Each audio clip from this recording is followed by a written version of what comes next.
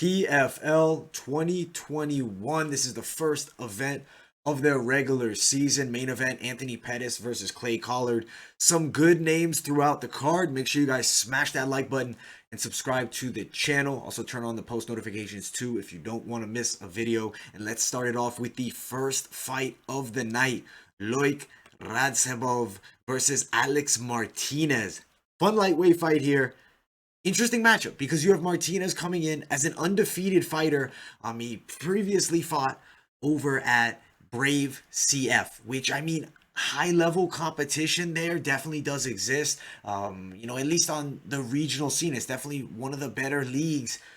Good submission skills. 4 wins by submission on the record, unbeaten as a pro, and also 15-4 as an amateur. It's going to be hard to beat somebody who's undefeated, but you see the favorite at minus 300 is his opponent, Loik Radzhabov.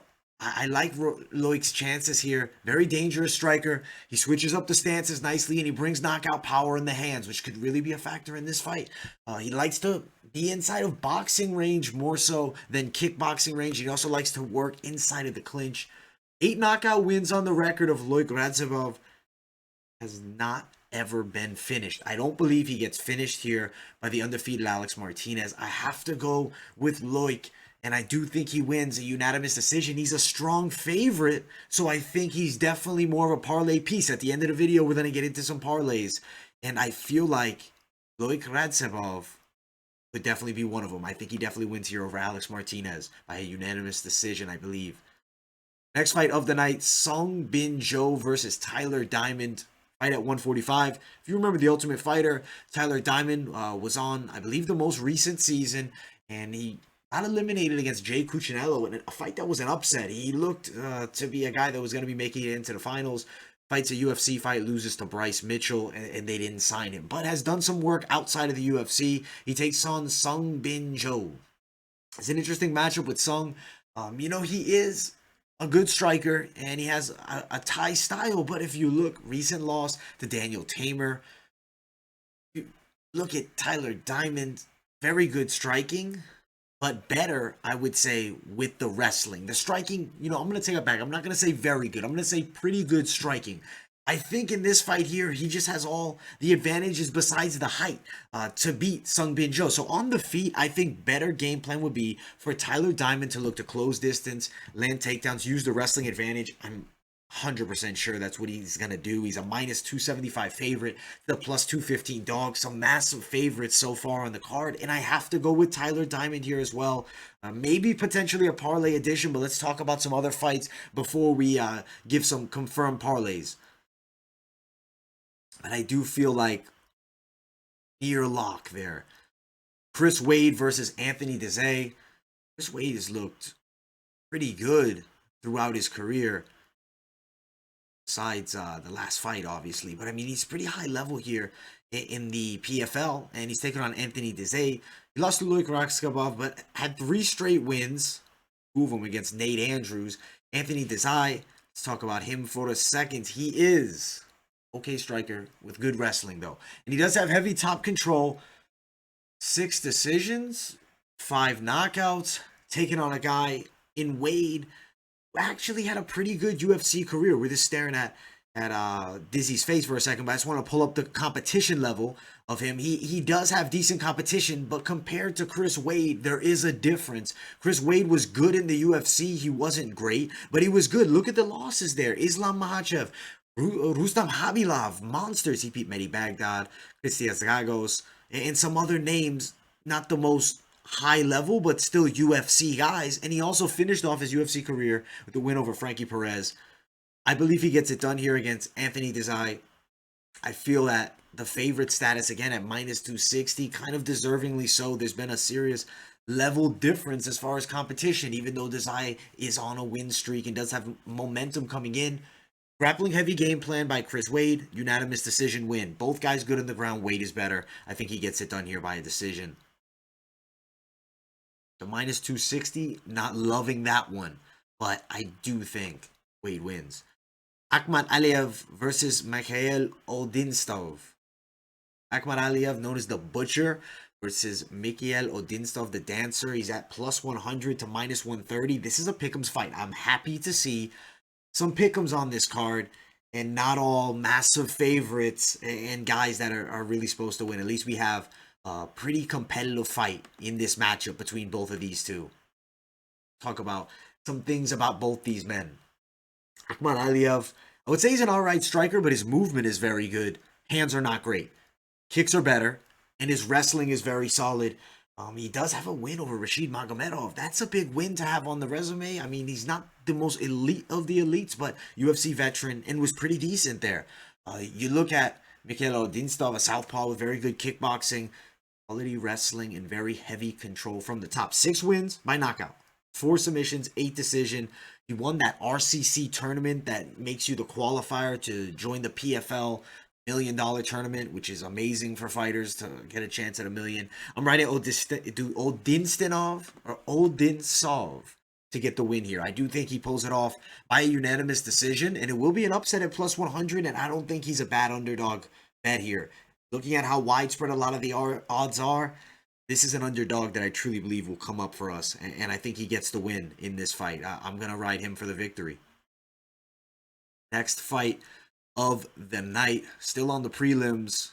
2 guys from Brazil.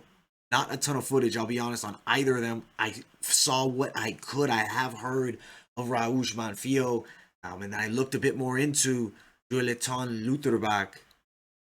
Let's talk about both of these guys. From what I've seen of Manfio, I do know he has pretty good kickboxing. He supposedly actually had sparred against Jake Paul. Was on the Ultimate Fighter Brazil, but he got eliminated in his first fight. You look at his opponent, Lutterbach, did better on the Ultimate Fighter. He was able to make it, to the next round. He does have a KO win in Cage Warriors, and he is pretty dangerous everywhere from what I've read of him. 12 submissions, 12 knockouts, 11 decisions. But as I said, not a ton of footage on this guy, so I really don't want to bet on him. But I do think he's going to get the victory. Looking at this matchup here with Manfio, 3 inches taller, I don't love that he has the reach that's the same, but who knows if these are accurate measurements. I'm going with Joilton Lutterbach to win by a unanimous decision. Raush Manfio could pull it off, and that's why personally skipping the bet on this one. The next fight of the night, Brendan Loughnane versus Sheymon Moraes. An interesting fight here, actually. There's high-level skill in this matchup in the featherweight division.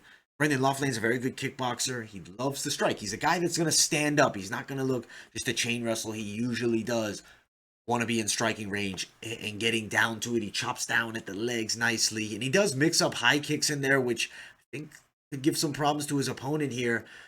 Does have a win over Bill Algeo, which I think at this point Algeo's proven to be pretty good in the UFC.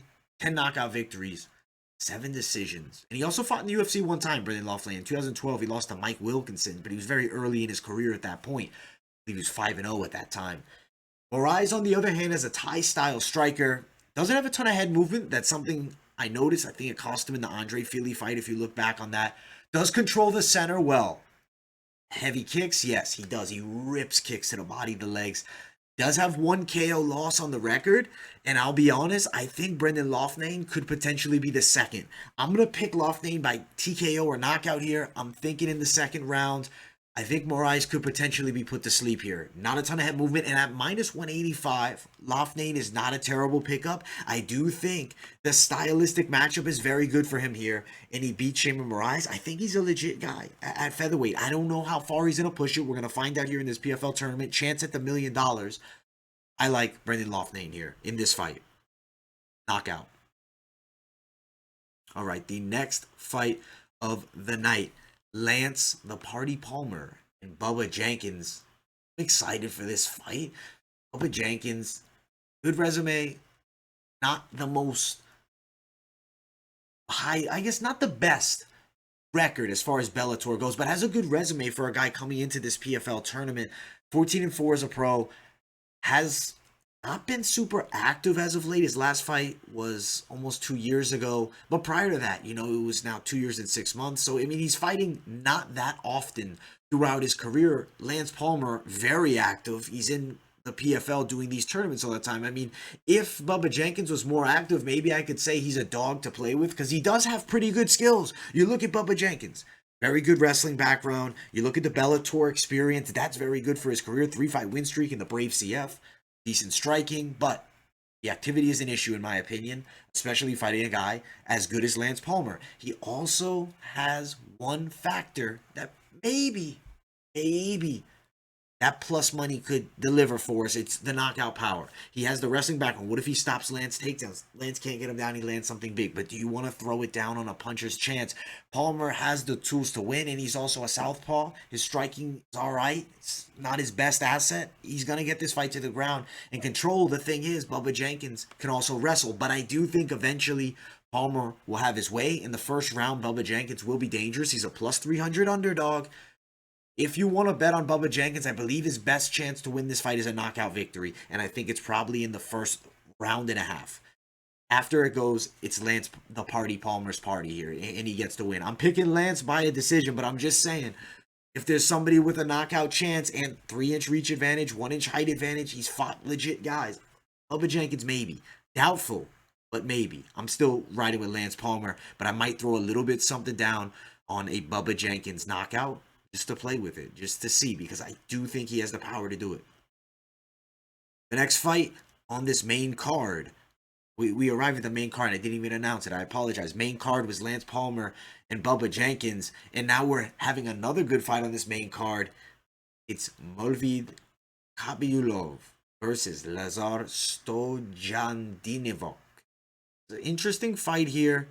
I do think the odds are warranted when I, started my research with Movlid. Very good wrestling. He trains with Khabib Nurmagomedov. You're going to be very high level at that point. And he does bring in pretty good stand-up, which is a factor. Lots of head movement and a nice jab. You look at his opponent in Lazar, a southpaw with decent striking, I would say, in his own right. Likes to let the hands go. Sits in the pocket, likes to mix it up. That's going to give Movlid the chance for a knockout if they're on the feet. But I do believe probably a lot of ground and pound, a lot of control. And I think Movlid Khaybulaev gets the victory, knockout or TKO in round 2. I think it could potentially be ground and pound. Maybe he catches Lazar on the feet, but I do think the chain wrestling will be in effect. And if he does get the knockout on the feet, it could be just Lazar so fearful of the takedown. But yeah, Movlid should really win here at minus 350. He's an excellent parlay addition. Hopefully you can get him soon before the odds get even more widespread here. All right, let's get to this main event. This is an exciting fight here. Natan Schulte, Marcin Held. If you don't know Marcin Held, you should know. You look back in the old days of Bellator, he was very good. He came to the UFC, didn't have a great run. We'll pull it up. Natan Schulte, very good guy, champion in the PFL. He's elite level, and this is the most serious test for Marcin Held in his debut here in the PFL. I like it, though, and I'm glad that he's getting this fight. A ton of jiu-jitsu experience. You look at the UFC career, underwhelming. Diego Sanchez beat him, Joe Lauzon beat him, and then he lost to Damir Hadzovic. He did beat Nasrat Haqparast, who's pretty good at this point. But you look earlier on, had a very good career in Bellator. Lots of wins by submission throughout. Patricky Pitbull by a unanimous decision. He's not an easy guy to control on the ground. That fight years ago against Diego Sanchez, that was something else. That was a surprising outcome in my opinion. Natan Schulte is going to be difficult to deal with, though. He is 1 inch taller, but at a 2-inch reach advantage. What Schulte likes to do, get on top of opponents, control opponents, and look towards submission. And he's very good at it. The thing is, Marcin Held brings a credible ground game here. A guy that on his back throws up dangerous submissions. You need to watch out for the knee bars, the heel hooks. If your leg is out of position, this man will take it home with him, even though hasn't been super effective with the heel hooks at the highest level. Maybe he could catch Natan Schulte in something here. I want to pick the dog. I really do, because you look through the card, it's just so many favorites, but logic tells me Natan Schulte should be able to beat Marcin Held, maybe similarly to how Diego Sanchez did by a unanimous decision. But again, I do kind of like a prop bet, if available. Marcin Held getting himself the win by a submission. Maybe. unlikely. It's tricky here because I think I think if they fought 10 times, I think Schulte edges him out more so. But I could see Held maybe 3 times out of the 10 catching him with the heel hook, and that could be this fight. I'm gonna go with Schulte. The math adds up in my mind more so to Schulte, but maybe a prop bet on Marcin Held by submission, and it would probably be leg lock, ankle lock, or knee bar. And now we've arrived at the main event, which is a fight. If you're a fight fan and you know Clay Collard, he went into boxing for a while and he had a bit of success. But he's taken on Anthony Showtime Pettis, who is creme de la creme, the top level of strikers as far as UFC outsiders at this point. I mean, Anthony Pettis at one point was killing everybody. He was looking like the next MMA superstar, and then he ran into Rafael dos Anjos. He's never fully bounced back since then, but he's still looked good at moments, and I do think this matchup here is a showcase opportunity for Pettis against Clay Collard. Collard's a good boxer. He fought as a pro boxer, had 15 fights in 2 years. That's stemming from May of 2019 to like as of a couple months ago. And then the results started rocky and started going his way. In total, 8-4. I believe 8-4-3. Let me quickly pull it up. I want to make sure I give you the accurate. It's 8 wins, 4 losses, 3 draws during that time. He also had 1 pro fight, a win prior. So his record as a pro is 9-4-3. But here's something you have to talk about. In his last 10 fights, he only lost 3 of them. He went on a streak. He was beating undefeated guys. Very good boxing. I'm not saying he's going to go out there and beat Anthony Pettis, though. Anthony Pettis lights people up on the feet. He's very multi-dimensional. He's not just a puncher. Whereas, yes, Clay Collard can mix it up with kickboxing. He's a priority boxer. He's a pro boxer. Record-wise, what's his record better? 18-8 in MMA, 9-4-3. I mean, he's honestly doing about equal numbers as far as quality in MMA and boxing. He brings in a good boxing background. He's pretty good on the ground, too. I don't believe he's going to beat Anthony Pettis here. I think that's very difficult to do. Does he go out there and look for the knockout? I think it's possible. I think Pettis may surprise us and get this fight to the ground. He will shine on the ground here. You look at Clay Collard's losses. He's a boxer. Even though he's an MMA fighter, he does a lot of boxing. 3 submission losses on the resume. What does Anthony Pettis have the most victories by submission? He has 10 wins by submission. Anthony Pettis is getting the win here, and it's probably going to be by submission. At minus 600, maybe you play the prop bet of inside the distance. Maybe you don't. I don't know. I like Pettis. Definitely, though, is a possible parlay piece. He beats Cassius Clay Collard here. And I think Collard still can have some success in boxing. Has had some losses, but continue it even if you lose to Pettis here. Granted, he's going to probably be fighting again for the playoff round, assuming everything goes well. And maybe he makes it into the playoffs even. Chance at $1 million is what I love about PFL. It's something that they do, and it earns a ton of respect from me because I think these $1 million tournaments, they're attracting eyes everywhere. There's people fighting for chances in these qualifying leagues, and I mean, it's an awesome thing. PFL is a great league, and I'm a big fan. If you haven't yet smashed the like button, the video's not over yet, though. We are going to talk a bit about potential parlays for this card. Let me quickly pull up the PFL best fight odds here. All right, this is week 1, and we're going to talk about what I think are going to be the bets you might want to make as far as parlays do go. All right, so Chris Wade early on versus Anthony Dizy. That right there, I like it, and I'm picking him on my parlay, actually. I'm very confident Chris Wade should get the win here if we can get the parlay up. Apologize there. All right, Chris Wade to be the first guy. The odds are going to be a little different for you depending where you're playing your bookie at. Right now, I'm just using the 5 Dimes website here for the parlay maker on best fight odds. All right, the next guy that I like on the card is Tyler Diamond. I believe he's going to get the fight to the ground repetitively and dominate there. I do think he has a very legitimate edge. Now, who's another fighter on the card that I feel supreme confidence in? It's got to be Loik Radzhabov. That's a 3-fight parlay. If you're playing smart, really playing smart, we'll be probably just doing 1 or 2. But 3-fight parlay, moderate, I would say moderate to low risk parlay right there. Plus 132, you throw Chris Wade, Tyler Diamond, Loik Radzhabov. I like those 3. If you want to add a little bit more into it, I think you pick up Pettis there, yes, it's not going to bring you great, but I do think he is a fairly lock pick. Also, but I don't want to, because I said there's a chance Lance Palmer could get caught. I don't want to then add him to my parlay. Who's the guy? I don't know. Right now, 4-fight might be the most I'd want to play if I'm throwing like an actual amount of money down that's serious. Plus 170, not bad. I do believe high likelihood of success. If you have to throw in a fifth guy, I'm going Brendan Loughnane, and it's going to bring you to a plus 329. That's pretty good. That's my 5-fight parlay that I probably going to end up playing myself to try it out. Not going to go crazy with it. The 3-fight should be a lock, but the 5-fight, a little more risky, but obviously more reward coming back at you. There's some decent bets to make on this card. If you're looking to bet like most confident guys straight up, I mean, honestly, most of my picks I'm pretty confident in on this card. And I think that the ones that I said don't bet on, skip the bet on. But I feel there's going to be some opportunities to make some money here if you are a MMA gambler type. Are here for that as well as the predictions. But that is pretty much it for this video, guys. I hope you enjoyed. Make sure you guys smash that like button, subscribe to the channel. Also, guys, follow my social media, Instagram, Twitter, and TikTok. I will see you all in the next video.